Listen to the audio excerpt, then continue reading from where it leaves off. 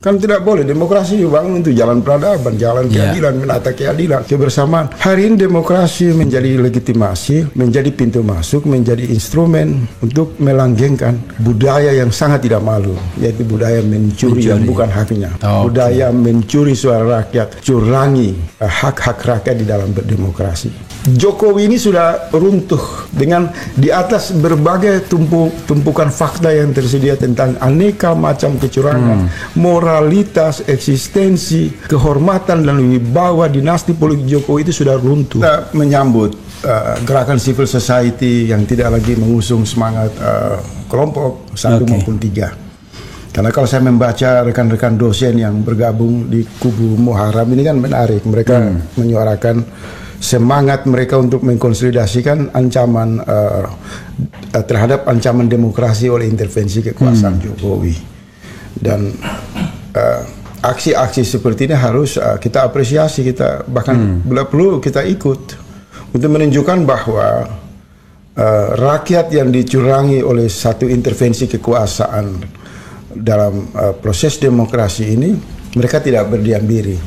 Maka bangkitlah pengusung moral, pengusung akal sehat, kesadaran anak-anak bangsa dari lintas keragaman sosial, budaya, jaringan kelembagaan. Ini satu modal sosial dalam rangka mengirim pesan yang kuat bahwa masih berdiri orang-orang baik melawan sebuah kejahatan di dalam berdemokrasi. Jadi terobosan Bung Muharram yang saya kenal calon doktor ini kan, dosen terpaksa harus meninggalkan. Anda lagi studi S3 ya? Lagi studi S3. Kalau sekarang dosen Pancasakti. Oke. Silakan. Jadi, Bung Faisal. Mereka meninggalkan proses belajar, mereka meninggalkan dunia kampus untuk terpanggil secara moral turun ke jalan, itu memberikan alarm yang kuat bahwa negara tidak dalam kondisi baik-baik saja. Kita butuh pribadi-pribadi, para akademisi, aktivis, ulama dari semua lapisan masyarakat harus berdiri dalam satu barisan yang kuat untuk mengatakan bahwa yang seperti digarisbawahi oleh senior kita, abangda kita kan, lewat pertemuan nasional di ILC, bahwa jangan membiarkan sebuah proses demokrasi yang curang, tipu menipu ini melahirkan pemimpin bermental pencuri, bermental penipu. Karena kita tidak boleh hadir atau membiarkan legitimasi kejahatan itu berjalan terus tanpa hambatan, tanpa pencegahan perlawanan. Harus berani kita garis bawahi. Ini satu pemberontakan politik. Tidak lagi satu politik ya. Dia bukan satu gerakan moral yang biasa-biasa saja. Kenapa digaris bawahi satu gerakan pemberontakan politik? Karena ada hak politik rakyat dari jutaan orang yang tersingkir oleh pendekatan kekuasaan yang curang. Dan penyingkiran itu dipandu langsung oleh aktor utama, yaitu Presiden Jokowi dengan keluarga intinya. Di sana tidak berdiri tentara, polisi, atau dari kubu yang berhadapan dengan rakyat, misal Prabowo, tidak.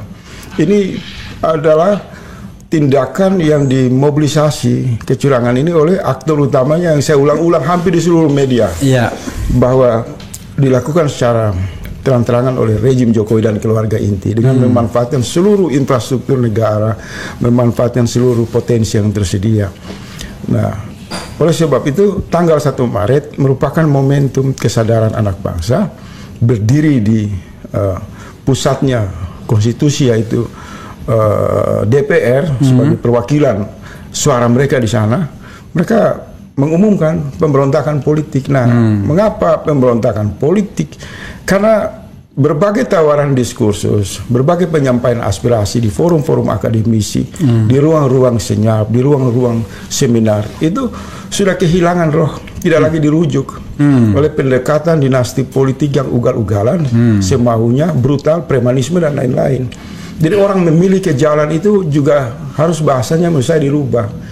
Bahasa misal demonstrasi itu lalu halus. Tapi rakyat memang hari ini membutuhkan satu akselerasi solidaritas yang kuat dalam semangat pemberontakan politik. Karena bicara politik, bicara hak dan kewajiban, bicara negara, bicara aturan yang mengatur orang banyak. Artinya rakyat memberontak dari ketidakadilan, dari kecurangan. Sudah pasti. Pemberontakan ini mendapatkan satu energi besar dari rangkaian perbincangan yang masif di ruang publik. Kalau per hari ini kan kita lihat, sebelum pemilu digelar maupun pemilu selesai digelar, pembicaraan tentang kecurangan itu kan muncul dengan ribuan. Dan sudah beyond dari paslon. Sudah masif. Ya. Semacam rumah yang disebut negara dengan pelaksanaan demokrasi seolah-olah dibiarkan menjadi sarang dari praktek kejahatan curi-mencuri, maling. Kan tidak boleh. Demokrasi dibangun untuk jalan peradaban, jalan keadilan, menata keadilan, kebersamaan. Hari ini demokrasi menjadi legitimasi, menjadi pintu masuk, menjadi instrumen untuk melanggengkan budaya yang sangat tidak malu, yaitu budaya mencuri yang bukan haknya. Budaya mencuri suara rakyat, curangi hak-hak rakyat di dalam berdemokrasi. Nah, pemberontakan ini relevan. Tapi saya mengirim pesan kepada Bung Muharrem dan kawan-kawan yang melakukan gerakan perlawanan ini, karena sejak awal gelombang kesadaran perubahan itu dibangun dengan dua modal dasar, yaitu kekuatan intelektual dan moralitas, kemudian dipandu oleh nilai-nilai religius, maka tidak boleh memberi ruang sekecil apapun terjadi anarkisme. Jadi kita akan kalah. Jadi benar-benar pemberontakan moral, pemberontakan intelektual, pemberontakan yang didasari oleh keimanan untuk melawan kezaliman tanpa memberi ruang sekecil apapun terhadap untuk tindakan anarkis. Jadi ada harapan masyarakat yang sangat banyak. Mengapa mereka percaya para guru besar, para dosen, para mahasiswa? Karena mereka inginkan, walaupun tagline-nya, temanya gerakan pemberontakan politik rakyat melawan kekuasaan dinasti politik, tapi pendekatannya adalah pendekatan sejuk, damai. Peaceful assembly. Sehingga perjuangan ini bisa dijaga panjang waktunya. Tidak berhenti hanya karena satu ekor lalat atau kumpulan biawak yang berkedok kekuasaan, ya. Kemudian dihadapi dengan cara-cara yang terlalu kekerasannya berlebihan. Ya kan? Ini sebenarnya Jokowi ini sudah runtuh dengan di atas berbagai tumpukan fakta yang tersedia tentang aneka macam kecurangan, moralitas, eksistensi, kehormatan dan wibawa dinasti politik Jokowi itu sudah runtuh. Nah, tinggal saja konsistensi dan istiqamah dari kawan-kawan gerakan ini. Kalau mereka melakukan terus langkah-langkah solidaritas dari hati mereka, pikiran yang tulus tanpa kepentingan kelompok, maka saya percaya ujungnya mampu meyakinkan partai politik di DPR, mampu menyegarkan dinamika di DPR untuk mengambil alih suara rakyat yang luar biasa hebat ini masuk ke dalam gerakan konstitusi hak angket. Bung Muharrem, ya. Sejauh mana Anda bisa yakin mampu mengendalikan, ya tentu bukan Anda sendiri ya, tapi simpul-simpul gerakan ini agar tetap dalam koridor tadi. Kita melakukan pemberontakan, tapi ini pemberontakan yang konstitusional, ya. Jadi constitutional rebellion. Keren itu. Jadi pemberontakan yang konstitusional dan tentu tidak anarkis tadi. Silakan. Ya, jadi tentu kalau gerakan besok itu memang harus dilihat sebagai arena untuk kemudian menyampaikan pandangan dan juga pesan kepada masyarakat. Jadi kalau misalkan kita bergerak besok lalu misalkan mau anarkis, maka pesannya tidak nyampai dan masyarakat justru nanti antipati terhadap gerakan kita. Sehingga kita perlu untuk menyampaikan pesan kepada rakyat bahwa ada situasi yang tidak baik.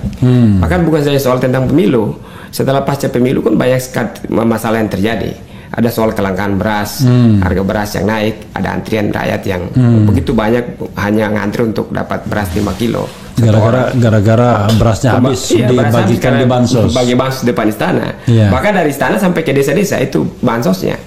Sehingga itu keresahan itu dirasakan oleh rakyat. Ngantri sampai hampir kiloan orang itu, ibu-ibu ngantri dapat beras 5 kilo itu udah sangat bersyukur. Sehingga gerakan besok itu kita harap gerakan yang damai, yang sejuk, agar mengirimkan pesan kepada rakyat yang hari ini belum bergerak untuk bisa bergerak, sama-sama bisa menyelamatkan negara.